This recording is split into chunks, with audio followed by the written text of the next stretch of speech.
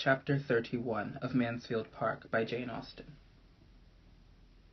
Henry Crawford was at Mansfield Park again the next morning, and at an earlier hour than common visiting warrants. The two ladies were together in the breakfast-room, and, fortunately for him, Lady Bertram was on the very point of quitting it as he entered. She was almost at the door, and not choosing by any means to take so much trouble in vain, she still went on, after a civil reception, a short sentence about being waited for, and a "let Sir Thomas know" to the servant.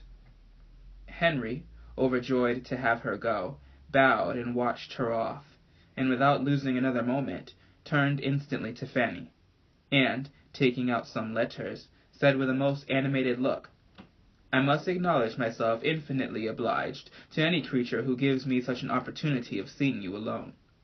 I have been wishing it more than you can have any idea, knowing as I do what your feelings as a sister are. I could hardly have borne that any one in the house should share in your first knowledge of the news I now bring. He is made. Your brother is a lieutenant. I have the infinite satisfaction of congratulating you on your brother's promotion. Here are the letters which announce it, this moment come to hand. You will perhaps like to see them." Fanny could not speak, but he did not want her to speak. To see the expression of her eyes, the change of her complexion, the progress of her feelings, her doubt, confusion, and felicity, was enough. She took the letters as he gave them.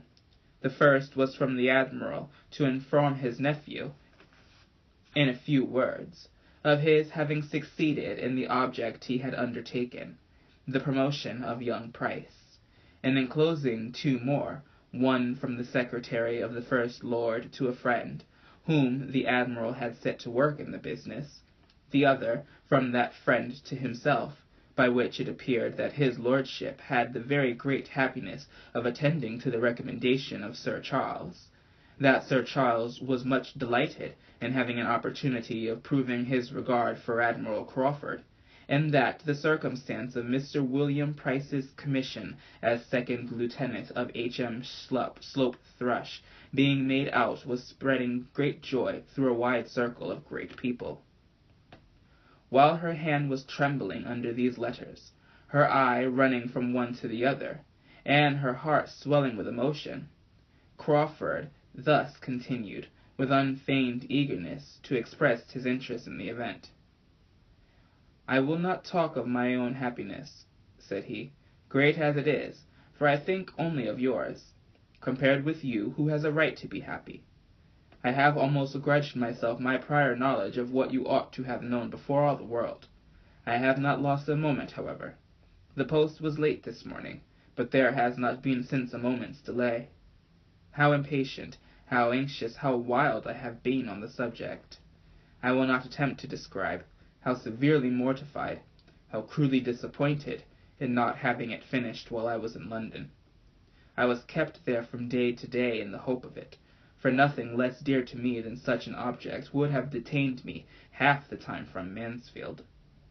But though my uncle entered into my wishes with all the warmth I could desire, and exerted himself immediately, there were difficulties from the absence of one friend, and the engagements of another, which at last I could no longer bear to stay the end of.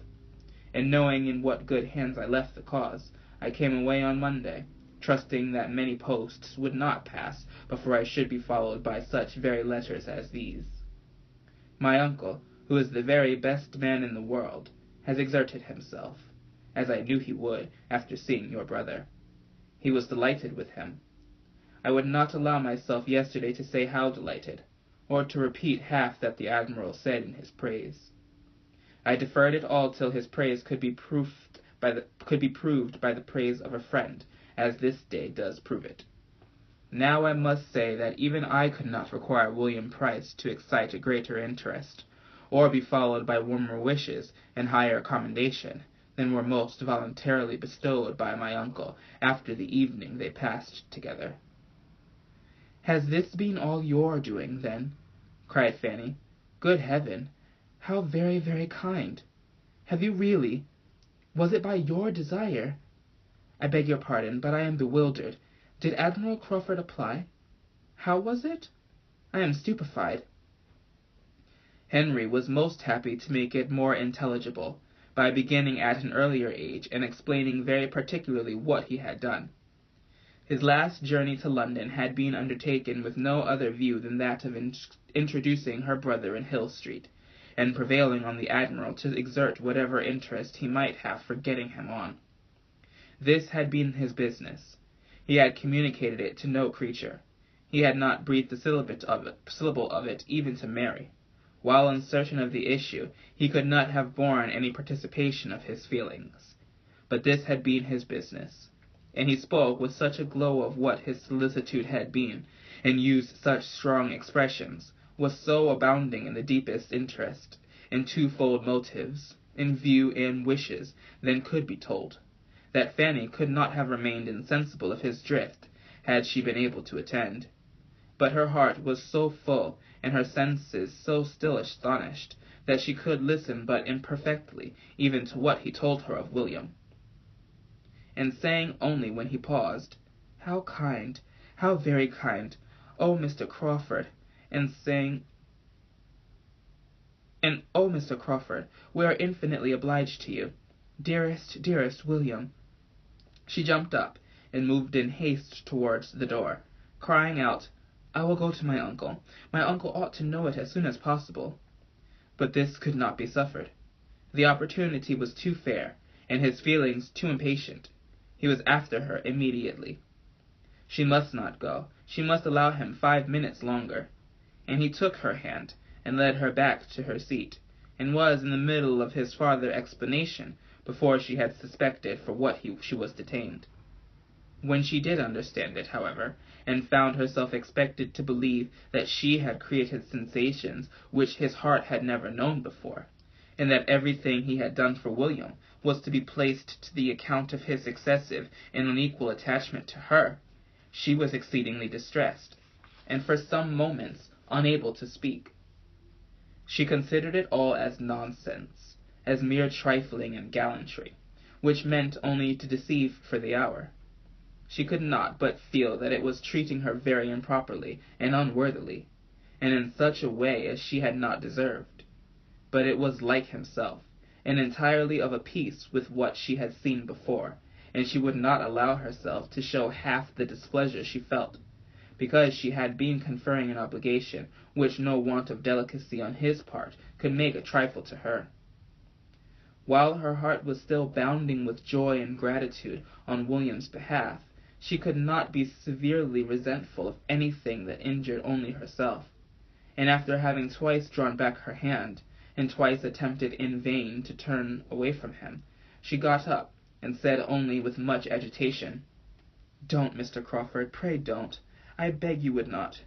This is a sort of talking which is very unpleasant to me. I must go away. I cannot bear it." But he was still talking on, describing his affection, soliciting a return, and finally, in words so plain as to bear but one meaning even to her, offering himself, hand, fortune, everything, to her acceptance. It was so. He had said it. Her astonishment and confusion increased, and though still not knowing how to suppose him serious, she could hardly stand. He pressed for an answer. "No, no, no," she cried, hiding her face. "This is all nonsense. Do not distress me. I can hear no more of this. Your kindness to William makes me more obliged to you than words can express, but I do not want, I cannot bear, I must not listen to such. No, no, don't think of me. But you are not thinking of me. I know it is all nothing." She had burst away from him, and at that moment Sir Thomas was heard speaking to a servant in his way towards the room they were in. It was no time for farther assurances or entreaty, though to part with her at a moment when her modesty alone seemed, to his sanguine and reassured mind, to stand in the way of the happiness he sought, was a cruel necessity. She rushed out at an opposite door from the one her uncle was approaching, and was walking up and down the east room, with the most confusion of contrary feeling. Before Sir Thomas's politeness or apologies were over, Annie had reached the beginning of the joyful intelligence which his visitor came to communicate. She was feeling, thinking, trembling about everything, agitated, happy, miserable, infinitely obliged, absolutely angry. It was all beyond belief. He was inexcusable, incomprehensible. But such were his habits that he could do nothing without a mixture of evil. He had previously made her the happiest of human beings, and now he had insulted. She knew not what to say, how to class, or how to regard it. She would not have him be serious, and yet what could excuse the use of such words and offers, if they meant but to trifle? But William was a lieutenant. That was a fact beyond a doubt, and without an alloy. She would think of it forever and forget all the rest. Mr. Crawford would certainly never address her so again. He must have seen how unwelcome it was to her, and in that case how gratefully she could esteem him for his friendship to William. She would not stir farther from the east room than the head of the great staircase till she had satisfied herself on Mr. Crawford's having left the house. But when convinced of his being gone, she was eager to go down and be with her uncle, and have all the happiness of his joy as well as her own, and all the benefit of his information or his conjectures as to what would now be William's destination. Sir Thomas was as joyful as she could desire, and very kind and communicative, and she had so comfortable a talk with him about William as to make her feel as if nothing had occurred to vex her, till she found, towards the close, that Mr. Crawford was engaged to return there and dine that very day. This was a most unwelcome hearing, for though he might think nothing of what had passed, it would be quite distressing to her to see him again so soon. She tried to get the better of it, tried very hard, as the dinner hour approached, to feel and appear as usual, but it was quite impossible for her not to look most shy and uncomfortable when their visitor entered the room. She could not have supposed it in the power of any concurrence of circumstance to give her so many painful sensations on the first day of hearing of William's promotion. Mr. Crawford was not only in the room, he was soon close to her. He had a note to deliver from his sister. Fanny could not look at him, but there was no consciousness of past folly in his voice. She opened her note immediately, glad to have anything to do, and happy, as she read it, to feel that the fidgetings of her Aunt Norris, who was also to dine there, screened her a little from view. My dear Fanny, for so I may now always call you, to the infinite relief of a tongue that has been stumbling at Miss Price for at least the last 6 weeks, I cannot let my brother go without sending you a few lines of general congratulation, and giving my most joyful consent and approval. Go on, my dear Fanny, and without fear. There can be no difficulties worth naming. I choose to support that assurance of my consent will be something, so you may smile upon him with your sweetest smiles this afternoon, and send him back to me even happier than he goes. Yours affectionately, M.C.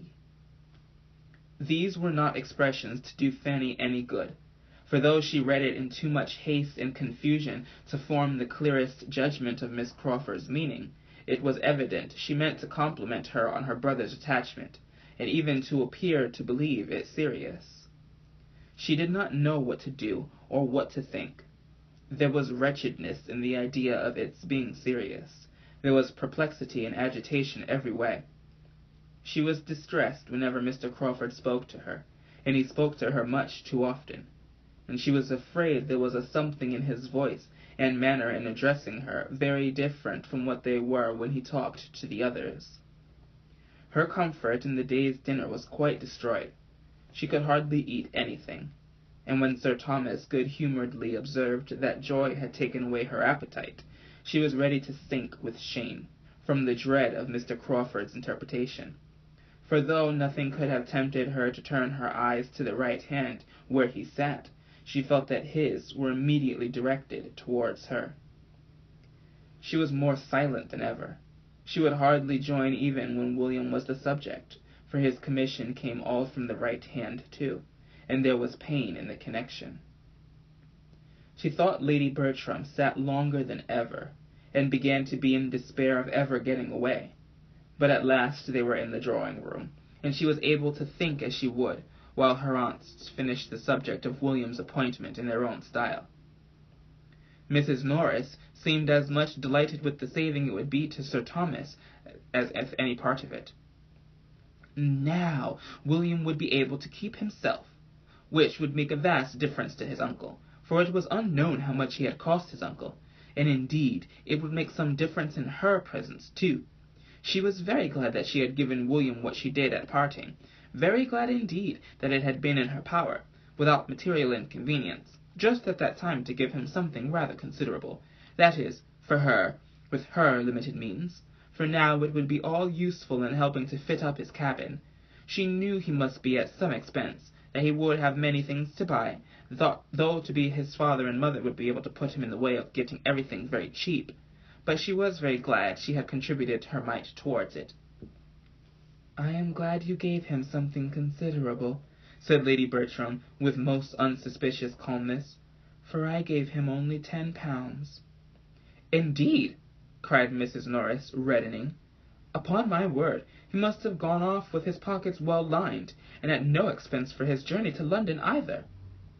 "Sir Thomas told me £10 would be enough." Mrs. Norris, being not at all inclined to question its sufficiency, began to take the matter in another point. "It is amazing," said she, "how much young people cost their friends, what with bringing them up and putting them out in the world. They little know how much it comes to, or what their parents or their uncles and aunts pay for them in the course of a year. Now, here are my sister Price's children. Take them all together. I dare say nobody would believe what a sum they cost Sir Thomas every year, to say nothing of what I do for them." "Very true, sister, as you say. But poor things, they cannot help it, and you know it makes very little difference to Sir Thomas. Fanny, William must not forget my shawl if he goes to the East Indies, and I shall give him a commission for anything else that is worth having. I wish he may go to the East Indies, that I may have my shawl. I think I will have 2 shawls, Fanny." Fanny, meanwhile, speaking only when she could not help it, was very earnestly trying to understand what Mr. and Miss Crawford were at. There was everything in the world against their being serious, but his words and manner. Everything natural, probable, reasonable was against it. All their habits and ways of thinking, and all her own demerits. How could she have excited serious attachment in a man who had seen so many, and had been admired by so many, and flirted with so many, infinitely her superiors, who seemed so little open to serious impressions, even where pains had been taken to please him, who thought so slightly, so carelessly, so unfeelingly on all such points, who was everything to everybody, and seemed to find no one essential to him? And farther, how could it suppose that his sister, with all her high and worldly notions of matrimony, would be forwarding anything of a serious nature in such a quarter? Nothing could be more unnatural in either. Fanny was ashamed of her own doubts. Everything must be possible rather than serious attachment, or serious approbation of it toward her. She had quite convinced herself of this before Sir Thomas and Mr. Crawford joined them. The difficulty was in maintaining the conviction quite so absolutely after Mr. Crawford was in the room, for once or twice a look seemed forced on her which she did not know how to class among the common meaning. In any other man, at least, she would have said it meant something very earnest, very pointed, but she still tried to believe in it no more than what he might often have expressed towards her cousins, and 50 other women. She thought he was wishing to speak to her unheard of by the rest. She fancied he was trying for it the whole evening at intervals, whenever Sir Thomas was out of the room or at all engaged with Mrs. Norris, and she carefully refused him every opportunity. At last, it seemed at last to Fanny's nervousness, though not remarkably late, he began to talk of going away. But the comfort of the sound was impaired by his turning toward her the next moment and saying, Have you nothing to send to Mary? No answer to her note? She will be disappointed if she receives nothing from you. Pray write to her, if it be only a line." "Oh, yes, certainly," cried Fanny, rising in haste, the haste of embarrassment and of wanting to get away. "I will write directly." She went accordingly to the table, where she was in the habit of writing for her aunt, and prepared her materials without knowing what in the world to say. She had read Miss Crawford's note only once, and how to reply to anything so imperfectly understood was most distressing. Quite unpractised in such sort of note-writing, had there been time for scruples and fears as to style, she would have felt them in abundance. But something must be instantly written, and with only one decided feeling, that of wishing not to appear to think anything really intended, she wrote thus, in great trembling both of spirits and hand: "I am very much obliged to you, my dear Miss Crawford, for your kind congratulations, as far as they relate to my dearest William.